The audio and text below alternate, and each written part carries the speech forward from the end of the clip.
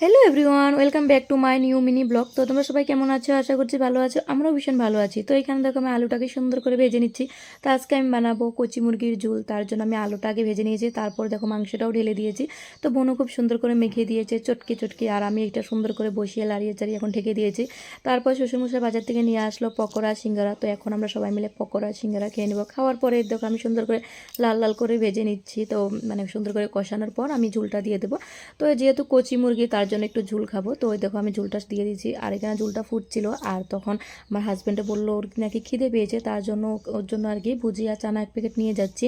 তো এখানে দেখো পুচকি সোনা ঘুমাচ্ছে আর ও এখানে গেম খেলছে আর কি। তারপর রান্না বাড়া হওয়ার পর আমি ওকে ডাকলাম খাওয়ার জন্য। তো খেয়ে বললো না দারুণ হয়েছে। তো দেখে নাও লেগ পিসটা, মানে কচি মুরগির লেগ পিস দেখতে খুবই সুন্দর হয়েছিল, আর খেতেও অনেক টেস্ট হয়েছিল গাইস, কি বলবো। তো আচ্ছা যাই হোক, তো আজকের ভিডিওটা ছিল এই পর্যন্ত। তো খাওয়ার পর রুমে এসে দেখলাম পুচকি সোনা এখানে খেলছে। তো আজকের ভিডিওটা যদি ভালো লেগে থাকে তাহলে লাইক কমেন্ট শেয়ার করে দিতে।